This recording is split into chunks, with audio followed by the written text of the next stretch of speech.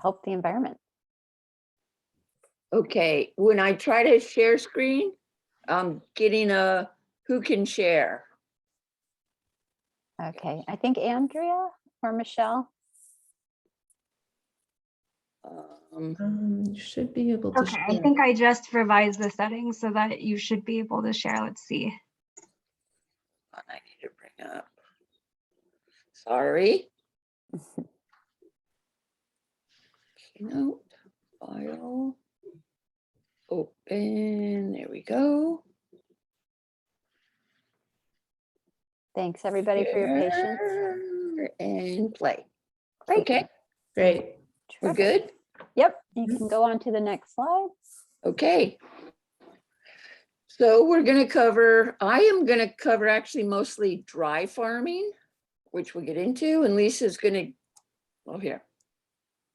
Yeah, Dry so farming, and then Lisa's gonna get into methods. I'm going to get into tips on how to use water efficiently, but Kathleen will do how to use no water at all. Yeah, All right. on so the no Kathleen will do- water. Kathleen's the first part of the presentation. Okay, so in my research, almost 2/3 of our country is in drought. So this is going to be an ongoing issue, clearly. And I think learning to grow food with less water is going to become vital, and it's possible. And obviously the West, except for the very, very Northwest, is all in severe to extreme drought. So I'm going to talk about dry farming, and dry farming is no water. You do not irrigate your crop. You water it once when you plant it, and that's it. You're going to have much better tasting produce.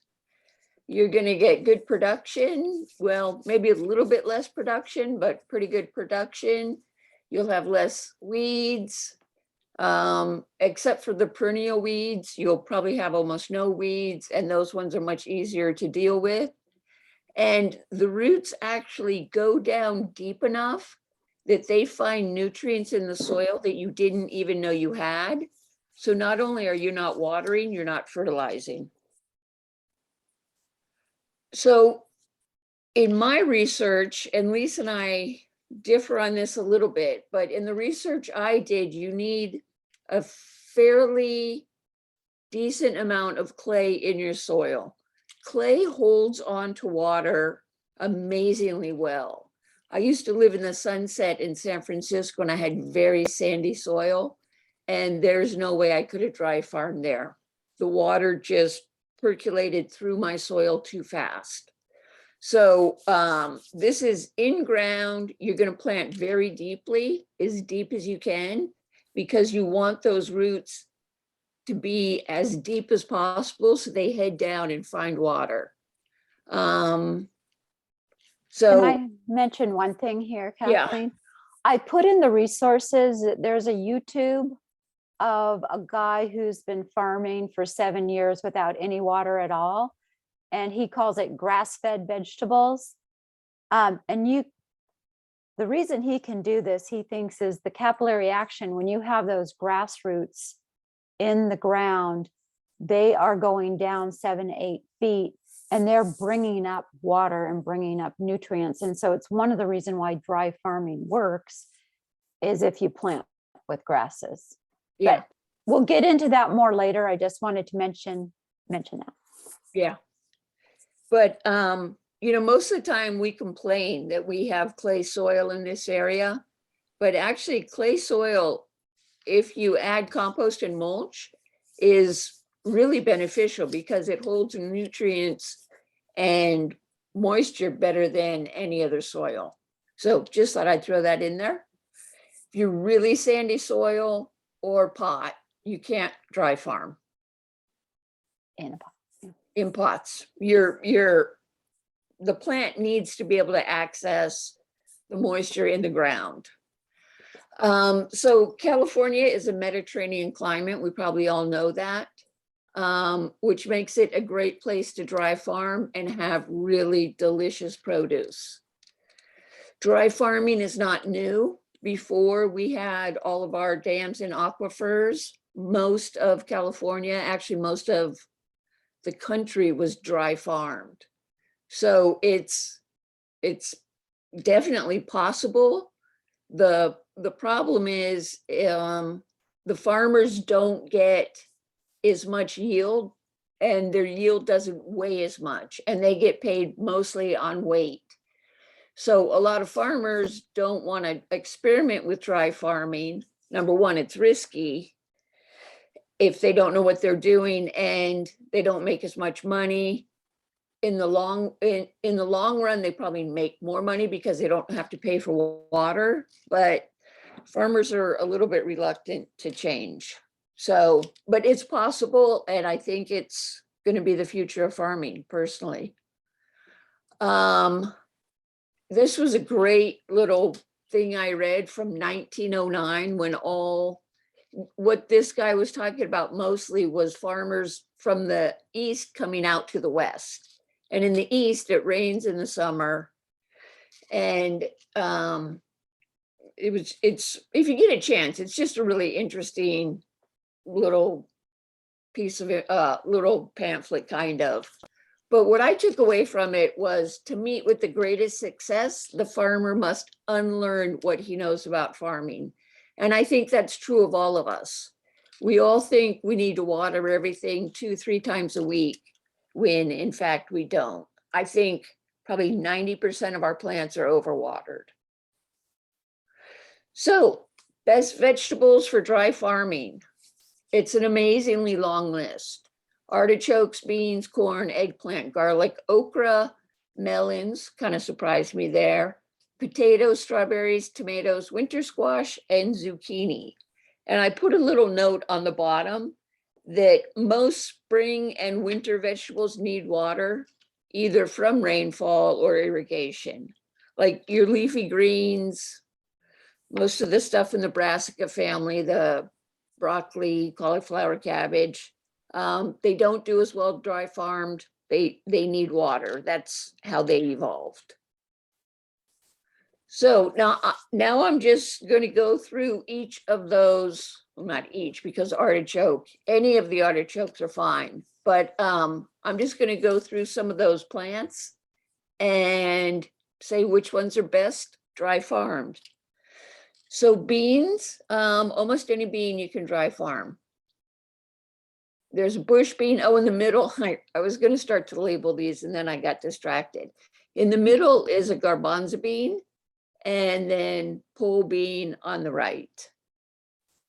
Corn, this one surprised me also, because we think of corn as huge water hogs, but the early varieties you can actually dry farm. The plants are not going to look great, but that's, you're gonna, if you want to dry farm or even grow with less water, your plants are going to be stressed, and they're going to look stressed, and that's just something you're going to have to either have a tolerance for, or this is not for you. I remember Lisa and I sat in on a master gardener class for a very short while, and it was a soil instructor talking about his tomatoes that were huge and lush and green and like gigantic, but he got no fruit. And he was fertilizing with nitrogen, and I'm sure he was pumping water on them. And I mean, Lisa and I were both just like, what's wrong with this guy? He needs less nitrogen and less water, and he will get fruit. So that's eggplant. Again, the smaller, the general rule with dry farming is the smaller the fruit or vegetable, the better luck you're going to have. So for eggplant, just get little ones. Don't get those big, fat, huge ones, and you'll have great success. Melons, this one did surprise me because I think a melons is needing so much water, but the fruit might not be quite as moist, but the flavor is going to be so intense. It's going to be delicious.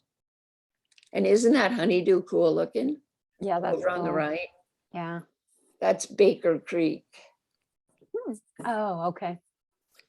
Strawberry Seascape and Ogallala do well. And this picture in the middle I did just because to show it's just well mulched. Yeah. And that is a key to dry farming as well. And Lisa will get into that. Yeah. And that's how strawberries got their name. It's you put straw around the berries. Yeah. You always Keep mulch with 'em- straw. Yeah, to keep them off the ground so they don't rot. Yeah. Tomatoes, there's actually lots of tomatoes. All of the girl tomatoes, there's, new girl, early girl, dirty girl. Dirty girl is in Davenport, was where the Davenport, I think it was called Two Dogs Farm, was the kind of the original dry farm tomato starter. They started 20 years ago and they kind of made it popular in this area, and they get a premium price for their tomatoes because they taste so good. And Dirty Girl is the tomato that they mostly use. But any of the cherry tomatoes, any of the smaller tomatoes, any of the tomatoes, especially like the Russian tomatoes, have a very short date to maturity. Those are all good choices for dry farming. I would stay away from giant beefsteaks. You're just not going to have as good a luck with those. But, it's a huge amount of tomatoes you can still grow with no water. Winter squash, almost every winter squash you can dry farm. And this is just, I just got this list. This is actually off of UC Santa Cruz's, and there's a link in the end. And they grew all of these winter squash without water. Wow. So you can do a lot of winter squash. And zucchini, one zucchini dark star was actually developed to be drought tolerant, and it's delicious. It also doesn't get powdery mildew, and you can grow it with no water. Probably doesn't get powdery mildew because there's no water. Yeah. And then I found this great illustration of what a plant root will do. This is a dark star zucchini. As the water, so, the roots are here and here's the water. So why go down any further? But as the summer progresses, the water table or the water in your soil, goes further and further down, and the roots follow it. And tomato, zucchini, almost all of these plants, they can get their roots 8 to 10 feet down into the ground in search of water. So here's just a map from a farm. I'm not sure which farm this was. And this is their dry farming plot. And so they have all of their Soliaceae in this bed, all their cucurbits, which are squash and melons, in this bed, and all the beans in this bed. And then next year they'll switch. So you also do need to rotate your crops for successful dry farming. And Lisa's going to take over now. So this part, now I'm going to try to shift your thinking from what we've all been taught for years and years. And if I think Andrea and Michelle will put in the chat if they haven't already. Kathleen and I teach vegetable gardening at Linkso. And so you might want to go watch that class. This is assuming you already kind of know stuff about vegetable gardening. But if you've ever taken one of our classes, you will have heard us say over and over and over again, feed the soil, not the plant. So you're always thinking in terms of how do I keep my soil alive? What are best practices to keep the living organism, which is soil, alive and well? Because if it's alive and well, it's going to be feeding the plant. Well, come to find out, it's the same about water. So it's not only feed the soil, not the plant, it's water the soil, not the plant. So why I put the little baby with the surprised face there is, I mean, it's kind of shocking, but let's say you have a plot of land that's, yeah, let's say a plot of land that's 10 feet by 20 feet, and you just have one plant in there. Well, or you have 1,000 plants in there, and you're thinking to yourself, well, if I have 1,000 plants in there, I need to put 1,000 times more water than if I had one plant. And actually the complete opposite is true. If you have 1,000 plants in a little tiny area, you have to water less instead of watering more. What's happening is all those roots in the ground are keeping the soil alive and keeping even moisture throughout the ground. So if you just look at everybody's in San Mateo, I'm assuming a lot of you live in San Mateo County at least. I'm in Portola Valley, my farm's in Woodside. But if you look up at the Santa Cruz Mountains, it's densely planted. Nobody's watering that. Nobody's fertilizing that. It's taking that winter, what little moisture we get in the winter, and it's holding it in the soil, and it's holding all that moisture in the soil. So you want things very densely planted, and you'll actually end up using less water with more densely planted ground. And you'll also get excellent infiltration. You've probably noticed if you go water something and there's only one plant there, that you get a lot of runoff. The water's not going down. If you've heavily cover cropped around something, the water is going to infiltrate and go into that soil where you want it to be. And the water is going to follow those roots down. Why I made the comment about the grass when Kathleen was showing the tomato slide, is that water is going to follow those roots like a little highway, follow those roots down and get down into the ground where you want it, instead of just running off the top and evaporating. So I did my little Lisa hierarchy of what you want. And for me personally, and hopefully you'll adopt this as well, down at the bottom of the slide, I prefer edibles over ornamentals. I want ornamentals over weeds. I want weeds over mulch ground over bare ground over cement. So that would be what I like to see when I walk in on planet Earth, really, on anywhere. If I'm going to be watering something, I want to be able to eat it. So my ornamentals in my yard in Portola Valley are all California native. I don't put any water, I literally do not put a drop of water on those plants. Weeds are better than nothing. So if it's better to have roots in the ground than no roots in the ground at all.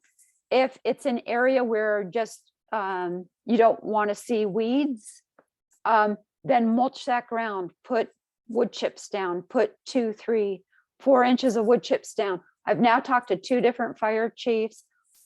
It is fine to put wood chips down. Maybe not the first 5 feet around your house, but the rest of your yard, mulch it.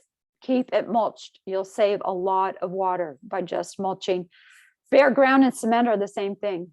If you have bare ground without anything growing in it and it's not mulched, within a very short amount of time, it's going to be just like cement. I mean, we have seen this. The water's going to run right off of it. Yeah. Kathleen and I do garden consultations. I can't tell you the number of houses we go to where the people have their mow and blow guy blow all the mulch off of the soil. And it's like, you could take a hammer and pound it and it's just like cement. You're going to kill your soil if you do that. So don't do it. Okay. Can I go ahead. interrupt? Yeah, interrupt. And then after you interrupt, next slide. Okay.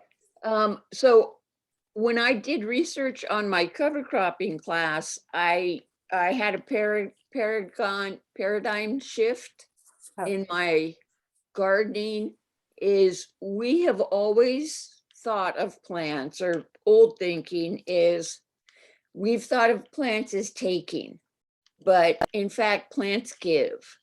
Plants give at least 30%, sometimes more, of their photosynthates into the soil. So they're not taking, they're giving. So it's difficult to change our thinking, but when you think of a plant in the ground, don't think of it as taking stuff out of the ground. Think of it as giving to your soil. Yeah, and that's actually a great segue to my next slide. Yeah. Oh, hang on. Can you go to the next slide, Kathleen, and I'll come back to this slide? Yeah. Oh, one more. Okay. Only because it's a better segue. Yeah. Plant cooperation, and then we'll go back and do those other two slides. Plants are not like people. People are greedy. Plants aren't. They're polite and they cooperate for the most part. I'll get into brassicas in a minute, but they care about each other and they don't compete for resources. So exactly what Kathleen was just saying.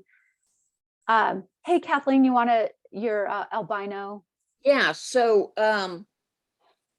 they discovered some albino redwoods, I think in the Santa Cruz Mountains and maybe further up north. And the scientists could not figure out how the plant could survive. It obviously had no photosynthesis because it had no photosynthates. It's not green, it's an albino. And so they, through the research they do, and I think they use like little nuclear things, they discovered that the other plants were feeding the albino redwood. And then they tested the tissues, the leaves of the albino redwood, and it was full of heavy metals. So this albino redwood, which the other redwoods were feeding, they were giving photosynthates to it to keep it alive, it was cleaning the soil of heavy metals. Yeah. Which, I mean, it blew my mind when I learned that. Yeah. It almost makes me want to cry. It's so sweet. But so for years and years, and I hear master gardeners say this all the time. It's a heavy feeder. Yeah, or it's a heavy feeder, or oh, you don't want weeds. They're competing for resources. They're competing for nutrients, and they're competing for water. It's not a competition, not with plants. They're cooperating with each other. They're helping each other. So roots in the ground are roots in the ground, whether it's a weed or an edible or an ornamental, it's roots in the ground. It's, I don't know if Andrea could put into resources, or Michelle, a book by Doug Tallamy on Nature's Best Hope. And it's about planting natives and planting like really studying your area and planting those plants to bring in bees and bring in insects. I lost my train of thought, but the point here is plants are helping each other. So try to stay out of the mindset that they're competing with each other. They're not, they're helping each other. So I just wanted to give a few samples of what I do at my yard. So that's my orchard in my backyard, and we'll get into cover cropping in a minute. So I cover crop my orchard because I'm roots in the ground, as many plants as I could possibly grow. And then a way to save water. And you're like, well, Lisa, then you're watering those trees. And yes, I am. I'm watering those trees in the summer, not a lot. But you'll see in the first picture is there's a little zucchini plant, and I'll have my first zucchini always in May. I get my first zucchini. You can see I'm not watering. As a matter of fact, I haven't watered yet. We had those April rains. So I haven't watered my fruit trees yet. I haven't watered my meadow. And look at, things are growing. I did water, so that middle side is strawberries. I just planted some strawberries around a newly planted tree that Kathleen gave me, and I did water those in. So I do a muddying up method, which get all that nursery soil. So when you're planting any plant. Take your hose and get all the soil off of the roots of that plant and put water into the ground. So water is seeping down. So you're not watering. This is true of dry farming too. Yeah. Get that water in the ground first so you have some water holding capacity. Put those roots in the ground and then go ahead and water it in. Now, I don't have to water a lot. I'll water these trees, even a new tree. Water them probably once a week. I do what I'd call more of a modified dry farming. I grew all my onions around my fruit trees this year. So, and you're thinking to yourself, we have to stop watering onions because they need to cure in the ground. And that's right. And so then I don't water my onions. So my cover crop can be anything. Cover crop is just getting those roots in the soil. So my personal cover crop a lot of time is vegetables. And even though I'm eating a lot of those vegetables, so I am taking some calories away, those roots are in the ground and that's what's holding my moisture in the soil. And that's why I don't have to water much. Let me see, allow more edibles. So kind of my water saving tips with this is you're going to be using the same amount of water, but you're going to be growing a lot more food. The nice thing with cover crops, they're covering the soil, keeping it cool, keeping it moist. I like to grow a lot of my pumpkins, so I just seeded. It's usually a June 1st. I did a little early this year. I figure a June 1st seed in the ground for a pumpkin gives me my Halloween pumpkin. I planted them this year, May 1st. Now, again, with the seed, you do have to keep that seed moist until it germinates. After it germinates, not so much. But I like growing vines like winter squash, which you grow in summertime, and pumpkins, and even my summer squash in my orchard. Because also then those vines provide cover over all of my soil, keep all of my soil moist, and keep all my soil covered and cool, because those vines it's like a big pumpkin patch, and with a few trees sticking out of it. I also find, since they're spiny and not fun to touch, it doesn't always help, but helps a little bit to keep the squirrels out of my peach trees and out of my trees, because they're prickly plants. And if you want to read more about cooperation among trees, you can read Hidden Life of Trees. I forgot to put the author. He's the German guy. But that's a good book to read. And then also Overstory, which is a novel, but by Robert Powers. He used to be a professor at Stanford. The science in there is good. I mean, it is a novel and it's a little hard to get through the first part of the book, but it's a woman scientist who figured all this out. So yay, women. And men were telling her over and over that she doesn't know what she's talking about. She's from British Columbia. And she's the one who figured out with electromagnetic imaging or something, that all these trees are taking care of each other in a forest, and they're all cooperating with each other. Okay, could you go back 2 slides, Kathleen? So we've talked a lot about cover cropping. I just want to, a lot of my information is from the USDA. They are really, really good. And I started following them maybe 15 years ago when I started getting into like Elaine Ingham and the Soil Food Web. And I find the USDA, which is kind of surprising, they're way ahead of the UCs on their research. So they were talking about cover crops and soil food webs decades before the UCs were talking about soil food web. So I think they have some really good information. I have a link for them in the resources.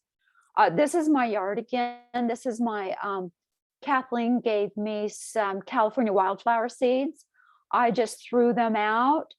They all came up. I have not watered a drop. These pictures were taken yesterday morning, because I'm a procrastinator. And I did a lot of research, but it all came together yesterday. And then she gave me so in the seed mix were poppies, Clarkia, all sorts of California natives. She also gave me some fava bean seeds, which is that middle slide. and those are, I think, Australian bluebells, which they're not native, but they're a drought tolerant plant. So I threw these seeds out. They came up with the rains. I haven't put a drop of water on them. And Kathleen's pointing to that scarlet. It's a really beautiful fava bean she gave me, and it has scarlet flowers on it. One more thing to note, I'm a super lazy gardener, so I don't go. So cover crops, what you do is you let it grow, and then you do something called chop and drop. Let's say it's 2-3 feet tall. You go with your clippers and you clip, clip, clip. You just let it fall in place and become mulch. That's going to keep your soil cool, keep your soil moist. Since I'm lazy, I don't do that. But Don't this, either. yeah, but you should. So do as we say, not as we do, just like your parents. I work smart, not hard. Yeah. You know what I just found out? Elon Musk hires like super high IQ, super lazy people because he figures out they're going to find the easiest way to do stuff with Yeah. the least amount of effort. And I'm not calling myself smart, but I am lazy. And so in the garden, I just figure nature, nature knows what to do way better than I know what to do. So I just let things go to seed. A lot of people will say, and you'll hear this in cover cropping, chop and drop before they put their seed head on, because that's when they're going to be storing more nutrients, more nitrogen in your soil. All true. But the other way of doing it is let them go to seed, and then they drop their seeds. Like my fava, I planted them once, they reseed every year. And now I never plant fava again because they reseed themselves. I do the same thing with my meadow. The last one's another little shot of my meadow. All those flowers, I didn't, that's from a couple of springs ago. I didn't reseed them. They all came up. I haven't put any water on them. They're happy. They're keeping my soil covered, keeping even moisture in my soil. So I'm super happy. I just let everything recycle. What the USDA found out is if you cover crop, and by the way, if I haven't mentioned, Kathleen and I taught cover cropping at Linkso, and that should be, the link to that should be in the chat. Thank you, Michelle and Andrea. But what they found out is it increases the soil organic matter, improving air and water movement, reducing soil compaction. And what I think the most surprising thing that farmers who cover cropped actually increased yield during extreme drought. So Plants give, they don't take. yeah, plants are not competing, they're giving to each other, they're keeping soil cool and moist if you keep that soil covered, and thereby you use less water. So muy importante. Okay, next slide. Yeah, I just want to say one thing first. Sure. How cool is it that you can go get free seeds from San Mateo Library, a free nozzle for your hose? I don't know what the other stuff was, but I was like, free hose nozzle with a shut off. I'm on my way. It is so cool. Yes, please. I know. I buy those. Yeah, I'm super impressed with Michelle and Andrea, by the way, super impressed. And also the pass to go to California parks. Yeah, I That's know. awesome. And I got the free rain barrel. We'll come up to a slide. I didn't know they were going to put in a pitch for it, but I actually went to San Mateo to the fairgrounds this year and got my rain barrel at a reduced price. And then after you hook it up, they give you the rebate, but you have to send a photo of it hooked up. So benefits of cover cropping. I feel like we're kind of beating this horse to death here, but there's some seeds like Larners, they're up in Marin, Peaceful Valley, they're up in Nevada City. So these are some local, again, if you can just buy into the whole Doug Tallamy way of thinking and grow natives and get some native seeds and toss out if you have a part of your property Oscar. that is not that's not planted out, go ahead and plant out some seeds. Right now you would, it's best obviously if you do them in early spring and you get some of those spring rains to get those seeds to germinate. but you can cover crop year round. This is not a one and done. You always have roots in the ground. Now, granted, if you were to seed right now, you'd have to keep those seeds moist until they germinated. And then you might have to give a little supplemental water. But Yeah, but before the last rain we just had, yeah, I just threw out a ton of my California native seeds yeah, and they all germinated. They're doing great. yeah. So it's magic, people. It's Yeah, magic. just if you know it's gonna rain the day before, throw out seeds. And I just throw them out, literally. I just broadcast seeds. I don't cover them. I just throw them out. Sorry. Hello, hello. Hello? Am I muted? Hello? You're not muted. Yeah, sorry, I Okay. froze. Yeah. Okay, yeah, so I just throw seeds out right before it's gonna rain and it's great. I love it. Yeah, and you guys, I'm sorry, I don't know why I have fairly strong Wi-Fi, but if I freeze every once in a while, Kathleen, you just keep talking. Okay, Sorry about that. okay, Okay, next slide we did that one. and slide after that. Okay, Mulch. There's lots of, so this again is a picture from my garden from yesterday morning. So I transplanted a maple. I know a maple is a thirsty tree, so I get that. Oh, I have a Japanese house, so I have California natives, but I have about 4 maple trees that somebody planted before I was here. But so I had to transplant this tree, and thank goodness, not from any good insight. I mean, I transplanted it in winter, which that part I knew, but I transplanted right before we got those crazy rains in December, and I guess December because January, February, March were dry.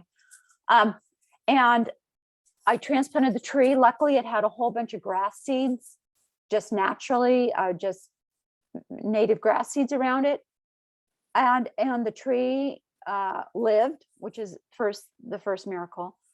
And the reason why I think it lived is it had all those grass seeds around it, and all those grass, their roots go down like 7-8 feet, a long ways. So all those rains that fell, that water was just retained in that soil by all those roots. So again, this picture was taken yesterday morning, and all those grasses are still alive. Kathleen gave me that, also California Wildflower mix in there. And so I'm not doing it. I haven't watered this guy yet. I mean, I will, because he is a maple and he's really, really pretty. But I'm going to keep those grasses there, and I'm going to, he's going to be well cover cropped. It's what's around him, and I can't put any water. What's around him is a manzanita. It's the ground cover manzanita. Can't think of the name of it right now. So that doesn't want any summer water. It hates summer water. So the Staphylos ground coverus. that's creepers, something creep. I can't remember the name of it. But I will water my maple tree, but I can't water my Staphylos.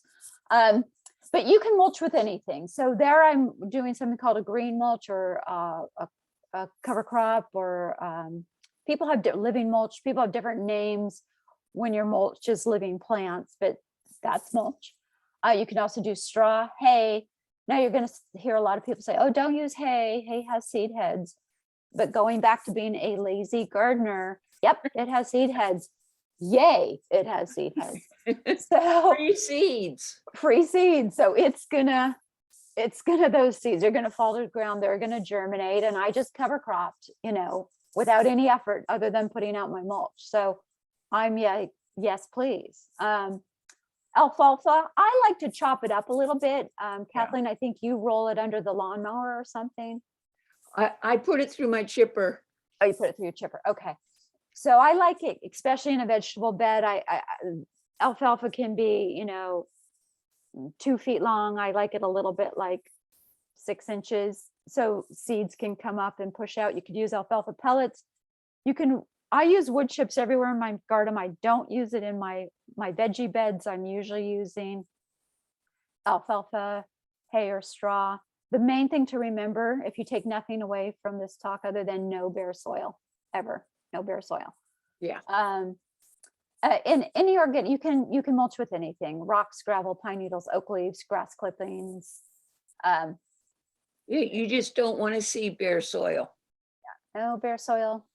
And as I just mentioned, plants and cover crops are a living mulch, and you do the chop and drop if you're a good gardener who's not lazy. Okay. Or you just let them grow and they make seeds and they die and it's fine. All right, next slide. Planting time. So another method.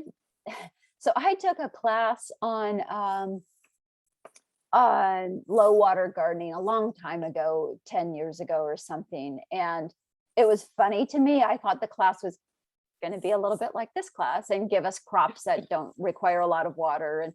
But instead, they didn't talk about any of that. All they talked about was garden in the wintertime. You know, we have rain sometimes, usually during the winter.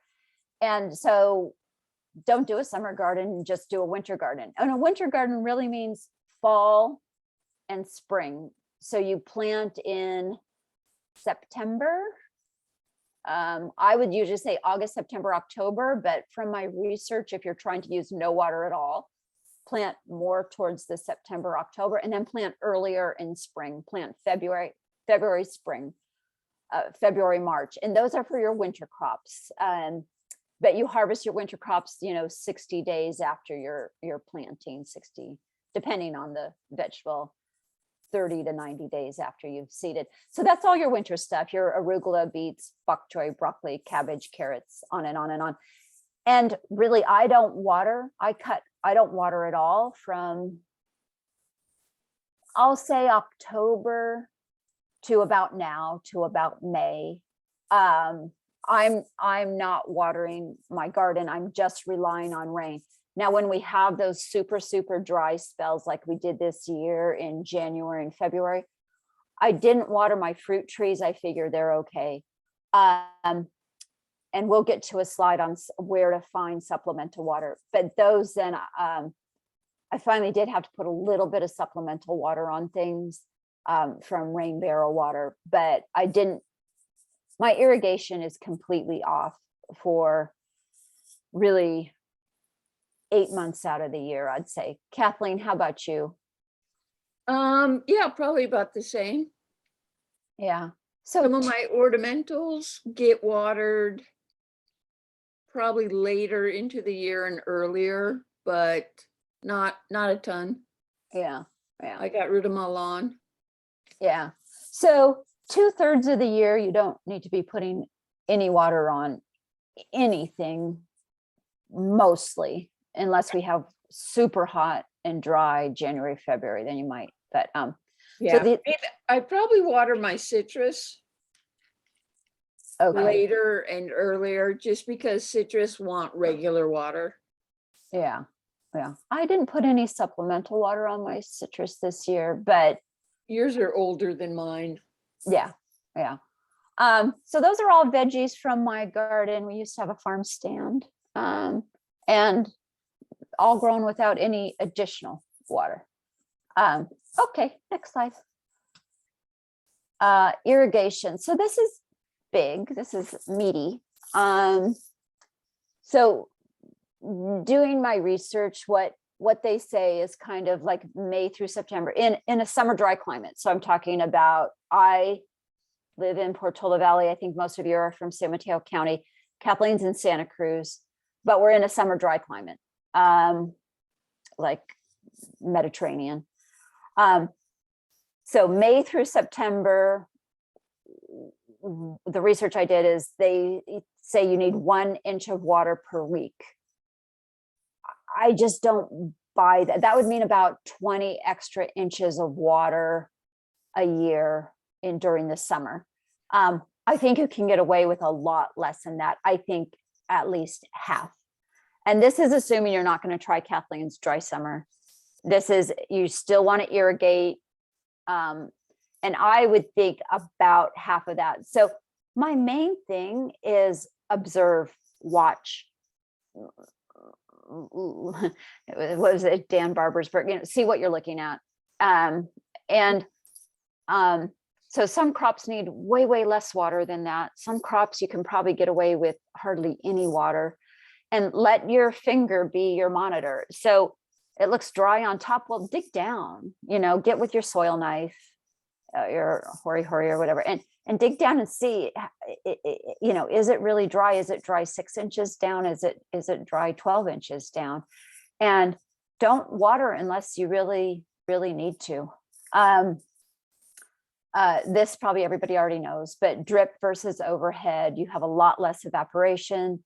So it's much better to have a drip system. You can save 50%. Oh, I forgot to put the link in there.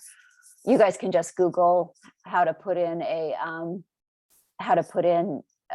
drip system. It's pretty easy. Urban Farmer, I'm not Okay. sure their website in San Francisco, they have a amazing resource page. Oh, good. Okay. Maybe that could get dropped in the chat, but Urban Farmers, and they're a great resource. They're a great place to buy your irrigation stuff at. Yeah, So they are. use drip, but I think what people do is they set it and then they forget about it.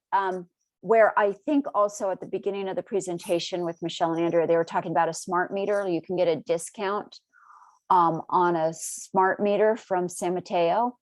And you have that, Kathleen, right? Where Yes, I do. I have a smart meter and it turns my water off in the winter. yeah. So, I mean, that's a great way to go. And then you don't have to think about, like, this April is so wet. I mean, I hope people didn't have their water turned on. But you certainly don't want to be watering, when it's raining out. So, and you'll hear, oh, water in the morning, you'll have less evaporation, or water at night. I kind of think water when you're going to be in the garden. So, because that's when you're going to see leaks. That's when you're going to see problems. That's when you're going to see things going wrong. And I'd rather, the main thing is spend some time in your garden, be out in your garden and be watching things and looking at things. If you see disturbed soil somewhere, you ask yourself why. Well, is it because one of your emitters came off and it's shooting a whole bunch of water there, and that's why there's a big mound of soil? Or do you have a gopher? But just ask yourself questions, look at leaves. Overwatering and underwatering, unfortunately, the sign for a plant is the same. It looks distressed. One is because it doesn't have enough oxygen, and one because you have drowned your plant, and one because it doesn't have enough water. So that's where the finger water monitor comes in again, is really be observant, really look. You can do your crops in trenches to hold that water where it's going to infiltrate. But if you're cover cropping and you're densely planted, you're not really going to be growing in trenches. Also, the watering needs of the plant change. So if you're seeding, let's say you're seeding a beet, you have to wait till it has to be moist until that beet germinates. After it germinates and it goes just into growing and not forming the beet root, it's just growing leaves, it needs less water. Then when it starts setting its fruit, this is true of all vegetables and fruits, tomatoes, cucumbers. Once it starts setting fruit, the water increases again. After the fruit is set, water needs decrease. So that's a lot of management of turning your irrigation on and off and on and off.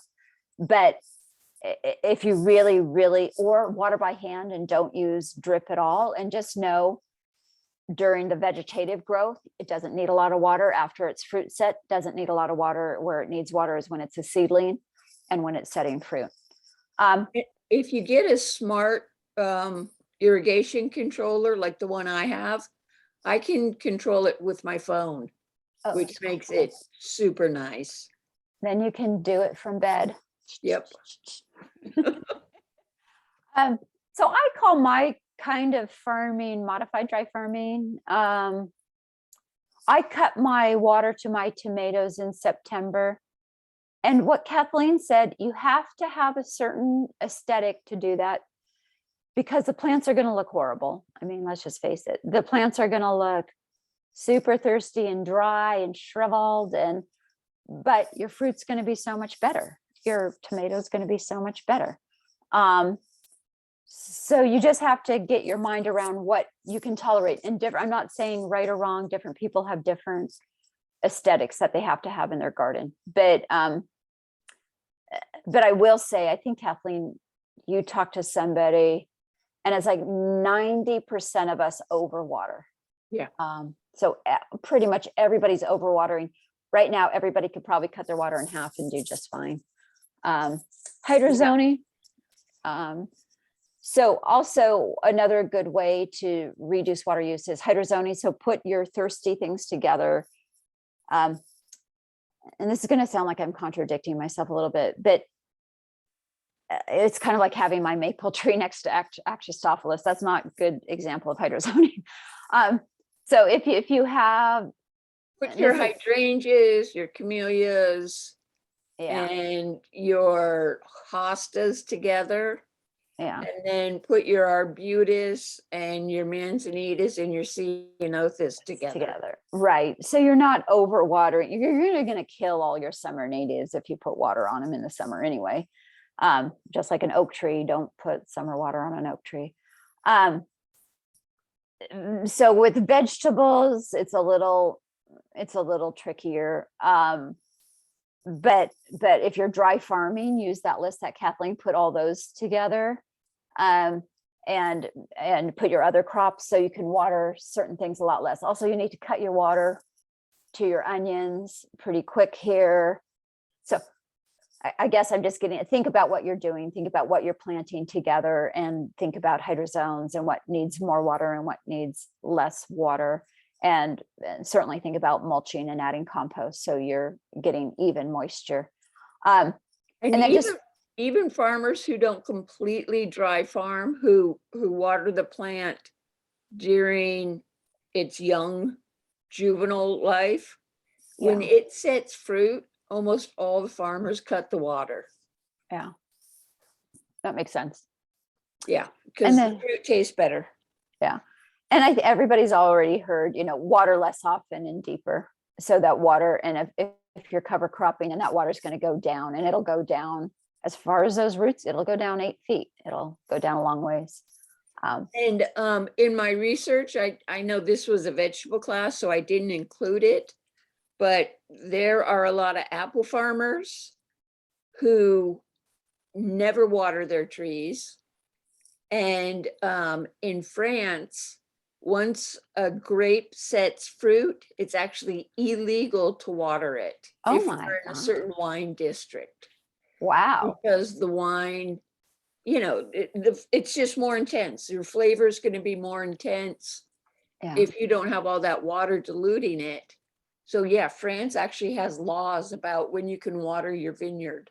Interesting. And grapes, if you want to grow an edible that doesn't take a lot of water, grapes are a good one, because grapes take very little water, and then if you cut the water once they set fruit, you're Yeah, and apples and pears, stone fruit, not quite as much. They need some water, but probably like once every 2 weeks.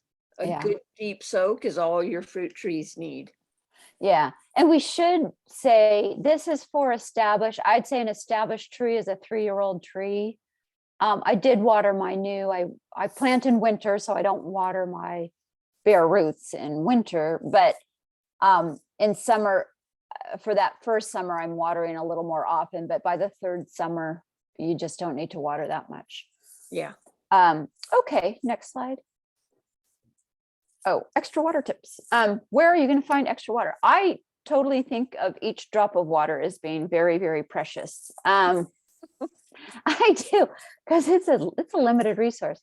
So Kathleen and I we learned our vegetable gardening from Pam Pierce in San Francisco.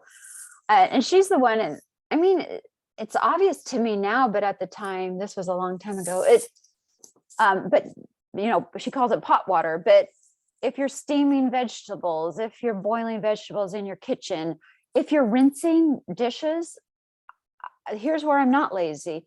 If I'm rinsing dishes and I have dishwater and it doesn't have a ton of soap in it, but even if it does, I go and put it on a plant. I'm really trying hard not to let things go down the drain.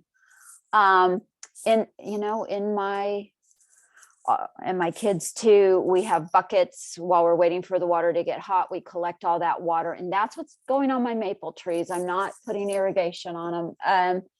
So I really try hard, and I bet everybody in chat, I bet everybody could have 5 things that they do to save water, and we all should share them with each other. Rain barrels. So I didn't know this was going to be talked about, but that middle picture, I went and got 2 rain barrels this year from San Mateo County, and I got them at a discount. And then you get a rebate after you hook them up. And then the other thing I do is, you can see those garbage cans. I put them underneath my gutters. And that one has a lid, which is better because then you don't get mosquito eggs in it. Thank you, Kathleen. You're like Carol Merrill. And the funny thing is, those are still full from our April rains. And I use them almost now. I'm using them like a sink water. Like if I have to rinse, I'm redoing all my pots right now. And so I needed to rinse the pot. I'm reducing the number of pots I had by a lot. And I'm using that as a sink. I'm going and I'm washing all my, not like pots and pans that I'm cooking with, but all my like garden stuff. I'm using that as clay pots. Thank you. Terracotta pots. It's so handy. And then I don't have to run the hose. It's great. I love it. And so those still all have water in them. Oh, and here's the thing. And Saxon Holtz, he's another really good book I should have put on there. He wrote the book, Dry Summer Gardening. I think he did it in conjunction with East Bay Mud, but he's like, all these water, these rain barrels and things, and oh, great, you've got 50 gallons of water or 100 gallons of water. Well, that's nothing in a garden in summer in California, but in winter it is something. So I use all of those during, like when we had that January, February dry months, I was using all my rainwater from my barrels, then letting them refill with the next rain. So in April, my little 50 gallons, every time we had a storm, it would fill up. And even during the storm, I'm going and putting it on plants that aren't getting water because they're under an eave or whatever. And then it'll fill up several times during just one storm. So though you're using that water in winter, you're actually not using it in summer because it's literally a drop in the bucket. Excuse the pun. So anyway, use that for when we get those dry spells in winter, which unfortunately are now all very frequent. When I water my potted plants, I put them in the garden and water them so that soil goes into the garden. Wash my vegetables outside with a hose over a plant or a tree. Laundry to landscape, which is another thing they mentioned at the beginning. There's now classes on how to, get rid of lawns, how to use water, that your water from your house. And this last one I added because my nephew, I hope he's not in the audience, he's so sweet and I love him so dearly. He came over for Easter dinner and was helping do the dishes. And while he was rinsing dishes, he was just letting the water run. And I was about to have a heart attack. And I'm like, come on, people. We live in California. We don't live on the East Coast. You don't let your water run. Oh my goodness. Yeah, unless you have something under it that you're doing, don't turn off your water. Turn off your water. Don't Just rinse let it run. Oh my gosh. And if you are washing a vegetable indoors in a sink, yeah, put a basin under there and catch that water and then go use it outside. But I think everybody in this state, everybody in the western half of the United States needs to think about every drop of water and are we using it well? Yeah. And in my vegetable garden, I bought a little mobile kitchen from IKEA. And so it has a sink and a little sideboard that I wash my vegetables there, and the water goes right into my garden from that sink. It's wonderful. Yeah. So, and thank you. I can see those things going up in chat. I so appreciate that. Okay, next slide. Garden size. Okay. That's my brother's garden on the left, and that's me on the right. I like gardening in the soil, and although behind me, my backdrop, I have some raised beds too, but I like gardening in the soil. I like that. In the ground. In the ground, sorry, yeah. Because I feel like those plants can go find their own water. They can. Yeah, and so that's what I do. However, all the research said grow them in raised beds because it contains the moisture better. So my brother, it's all raised beds, Kent, and I don't know. I'm going to leave this up to individual choice because I feel like my plant. I disagree with that because my research was that you need some clay in your soil, and everything I read, well, I was reading farmer stuff.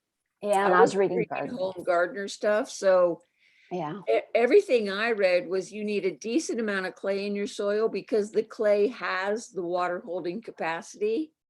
That like potting mix is all just wood chips and stuff, and it doesn't have great water holding capacity. And Lisa and I talked about this yesterday, and I said raised beds would be fine if you had a really good soil interface between the soil in your raised bed and the ground. And what that means is that you've incorporated some of the potting soil or the soil you're putting in your raised bed into the ground soil, kind of pitchforked it or spaded it so that you don't have a layer of potting soil and then a layer of native soil. And if you've done that, I think you're fine growing in a raised bed. Unfortunately, most people don't do that. Yeah. And that's super important. And the few raised beds I do have, I did a really good interface. So, yeah. And then just as far as quantity goes, I say for a family of four raised beds is probably enough, just so you're not watering things that you're not going to eat, because that would be wasteful. But if you have too many lemon cucumbers and your neighbor has too many whatever, also just exchange. But you certainly don't want to be putting water on crops that aren't being eaten. Raised beds. Okay. I think that's good. Next slide. Oh, so you know what? I just put this in here because I like Gabe Brown. Gabe Brown is our hero. He's our hero. I swear I get these like schoolgirl crushes on every gardener and farmer I meet. But anyway, he's a good guy. So he's about as old school as you can get as far as like I hope I don't offend anybody here, but like Midwest thinking, like monoculture and then he was having a heck of a time a lot with ice storms and things like that. He's in North Dakota. He lost 3 years of crops, 3 years in a row. He lost his crops. Yeah. So he started doing research, and this is another plug on cover cropping and good soil management. But read his book. His book is Dirt to Soil by Gabe Brown. It's a great book. Just some things to Google. People in our area like Wendy Silver from the Calmarin Carbon Project. Watch Kiss the Ground. If you haven't watched Kiss the Ground, please do. It's on Netflix. And I think there's a way to get it for free if you don't have a Netflix account. That's a fun one to watch. And also they do a thing in Africa, and we're going to get back to the cover cropping, but they're growing stuff without water because they're planting so densely and they're planting cover crops. So it can be done. I don't know what to say. It can be done. Symphony of Soil, keep your soil alive. Listen to Christine Nichols. We've been lucky to go to classes with Chris Nichols and Christine Jones and Christine Olson. Christine Olson's a kick in the pants. She's also another like Midwest farm stock person. And we've been lucky enough to take classes with all of them. And it gets back to cover cropping and soil management. And we went and toured Singing Frog Farm. There were no till. Also, don't till. Don't turn. Those microbes know where they need to be in the soil stratus. So don't go and upset them. And keep those Also roots. for water management, when you till, you're taking moist soil in the ground, you're flipping it over, so that moisture is going to evaporate and it's no longer in your ground. Yeah, yeah. So yeah, don't till. So no. And grow diversity plants, grow living things, keep that soil covered and cool. Okay, Kathleen, next. Guys, can I just barge in for one moment? We're Sure. at the 11:15 mark and we want Okay. to allow some time for questions. So maybe if we can move towards, it looks like you're about to I think recap it's our here. last slide. Okay, perfect. This is our last slide. We'll go through it quickly and take some questions. I don't remember what time the class is supposed to end. Is it 11:30? We're going to 11:30, yeah. Okay, we'll be quick here. Okay, So this is just a recap of kind of everything we just said, but plant around existing vegetation, plant densely, use a diamond plant pattern. So you plant super, super densely, not in rows, in spite of the slide you just saw. Check your irrigation regularly for leaks, drip over sprinklers, water less, observe more, increase water infiltration by adding compost. We didn't talk a lot about compost. Add compost, don't fertilize, add compost. Mulch, cover crop, grow winter crops. They don't need any water.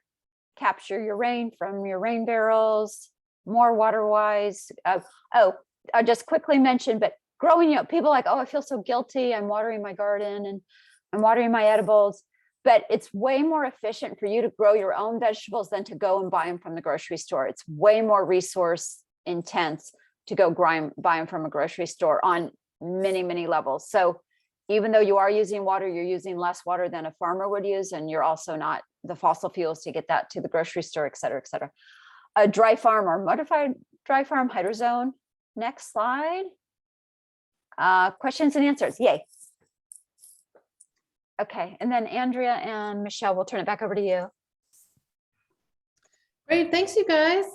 And I see that there are already some questions in the chat and there are some questions in the Q&A. And if you could put your new questions, any new questions you want to add right now into the Q&A, that would be great. It's a little bit easier for us to handle them from there. So one of the first questions is, a woman says, our soil at our apartment along our driveway is hard like concrete. What's a good way to dig into this soil?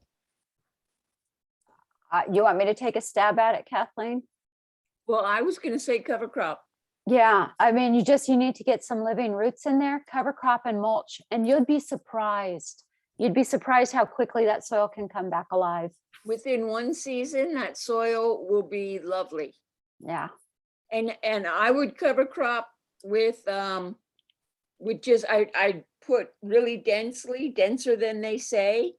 I'd water it, I'd put mulch on top and I'd water it again, and you're good to go. All right, next question.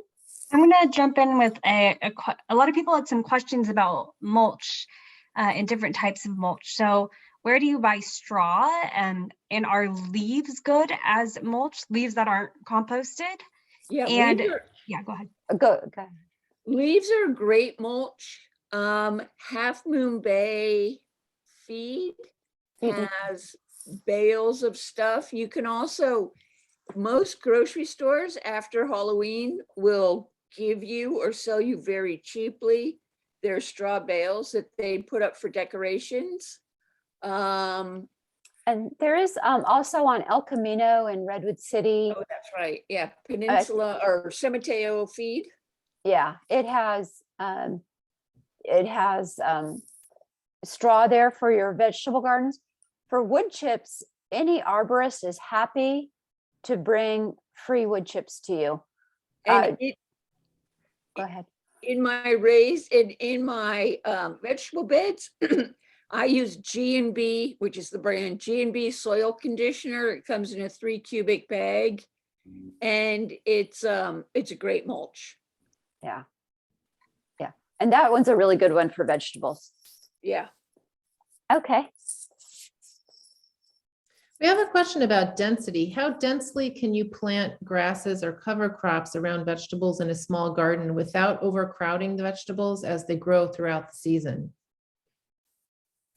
You can do them pretty dense. If you go to natureseed.com, they have a mix that's a low growing mix, which is nice because I personally use California natives, but they can get pretty tall and I chop them down if they get too tall. But the low growing mix is nice. You can leave a donut around the plant just so you can get to it and access it. But like right now I have California poppies growing up through my roses and that doesn't bother me. It might bother some people, but my yard's a little bit messy. Yeah, it just depends on your aesthetic. I would say for grasses, because they have a pretty robust root system, the roots can go down many feet. And I wouldn't probably put grasses in a raised bed, but if you're growing in the ground, I think you absolutely can grow with grasses. And I think this slide presentation will be sent to you, but I would, or just Google vegetable growing in a drought, and you'll come up with this guy. His name's Jim, who hasn't watered his garden in 7 years, and he grows everything with grasses, and it's amazing. It's at YouTube. The grass, he calls it grass-fed vegetables, and it's pretty funny, really. He's kind of a funny guy, but but I wouldn't put grasses in a raised bed. I don't think. I do have grasses in my raised bed, but only because birds and stuff have dropped them in there. Okay. Yeah, speaking of raised beds, there were a couple questions that came up about how does this strategy work in raised beds over clay soil? And if you have veggies in larger planter boxes, does this mean you probably need to use more water? If the raised beds have access to the ground below, you're good. If your raised beds, like I have one client that put their raised beds on a cement pad because of gophers. So that's essentially a pot, and those roots are not going to be able to go into the native soil and find moisture. So you can water less, but you're going to have to water. Yeah, and I will say, again, getting back to plants cooperating with each other, not competing with each other. So my pots, which I did just redo, but I planted them I have one citrus tree, and I put a whole bunch of little plants around that citrus because the water holding capacity, again, is so much greater with more roots in the ground. So I'm not watering that tree anymore because there's more plants. I feel like I'm not explaining it correctly, but its holding capacity for moisture is much, much greater the more plants you have in that pot. So you're not watering it more because there's 10 plants in the pot than you would with one. You're watering the same, but you're keeping more things alive, and you're actually watering less because your water holding capacity just went up. Well, it's like that woman who asked about the strip in front of her house that's hard as a rock. Yeah. It's because there's nothing growing there. Right. When she plants seeds or when she throws out seeds, all of a sudden that soil's going to become nice because those plants are pumping moisture and nutrients and carbon into the soil. So the plants are giving to your soil. Yeah, and just two super quick things. I mean, everybody knows the photosynthesis, but so it's all those carbon chains, they're photosynthesizing, and the CO2 and the H2O come together, and all that carbon, nitrogen. So the plants take that, not just legumes, the plants take all of the stuff from the atmosphere and they pump it into their roots, and they're holding it in their roots, and then they exchange.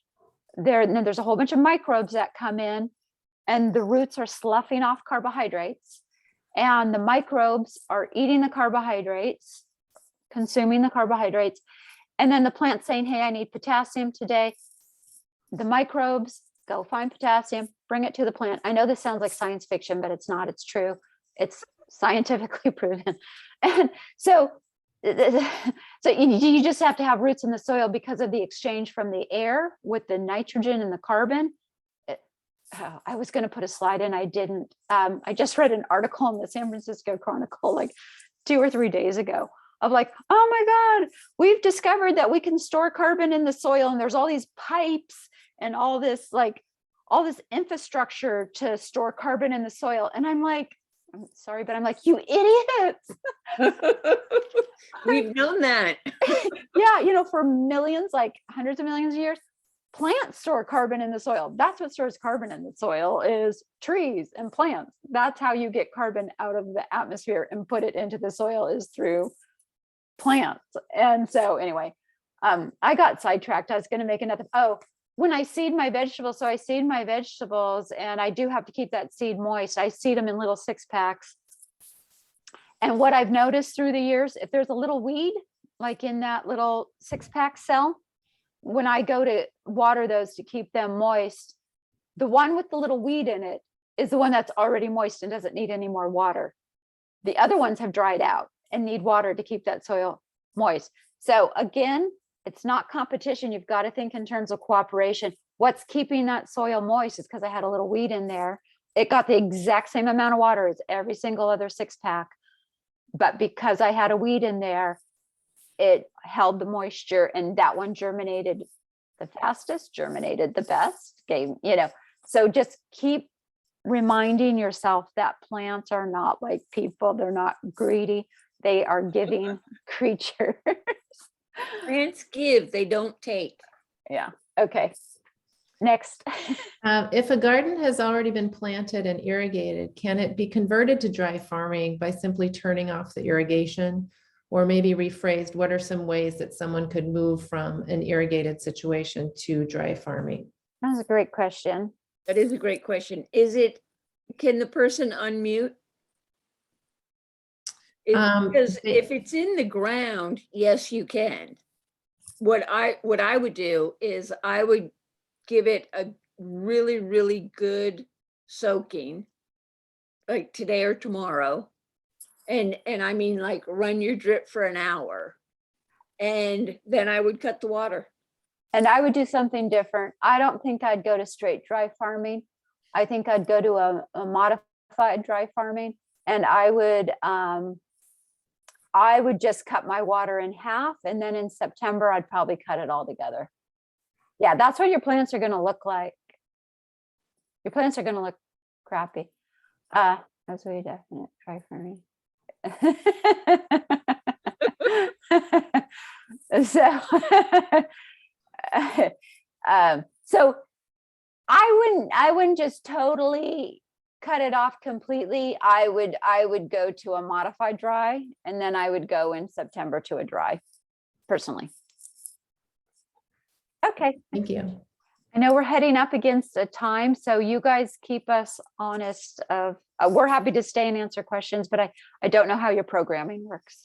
Sure. Yeah, we can carry on a little bit longer if you guys are game. And thanks for all of your questions. We may not be able to get to all of them, but we have time for a few more. Okay, great. I'll jump in with a question. I saw this pop up somewhere. What are your thoughts on using weed cloth in addition to mulch? I'd use cardboard, but I don't even think Kathleen would use that. No, I would use cardboard. My experiment with no cardboard did not suppress weeds very well. I would use cardboard, and then you just cut an X in the cardboard where you're going to plant. Yeah. I would mulch on top of that, and I'd throw some seeds on the mulch. Yeah. The thing with weed cloth is you don't want to inhibit the exchange of air and water with your soil. I mean, I put weed cloth if it's underneath a path that you're putting gravel on, or like if you're doing a gravel patio, you could put weed cloth down. But in my garden, I actually don't want to inhibit weeds really in my garden. I want to welcome weeds. And but if you have an area where you want just a certain plant and you don't want weeds, I'd put cardboard down, and then I'd put mulch on top of that. So that's what I do if there's an area for aesthetic reasons, I can't have weeds growing there. I use cardboard and then And mulch. a lot of weed cloth is plastic, and I try not to use plastic. if at all possible. Yeah. Okay. We have a couple of questions about alternative water sources. So Mhm. is it okay to water edibles with gray water, say from washing machine? And secondly, is it okay to use rainwater collected from roof gutters? The person comments that there tends to be toxins that accumulate on the roof. And is it or is it not okay to use on edibles? Laundry water, if you use the right soap, is fine for fruiting vegetables, but you don't want to use it on leafy greens. And gutter water I use on my ornamentals Yeah. and fruit trees. You know, the soil is amazing at cleaning out toxins. If you have a living soil system, you know, a good food soil web. But I wouldn't use that on leafy greens. Yeah, I have to say, I don't use, I use those things on ornamentals. I don't put them on edibles.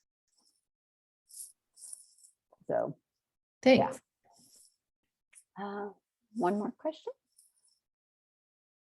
Michelle, did you have another good question to ask or end on? I think I got through a lot of the questions in the chat.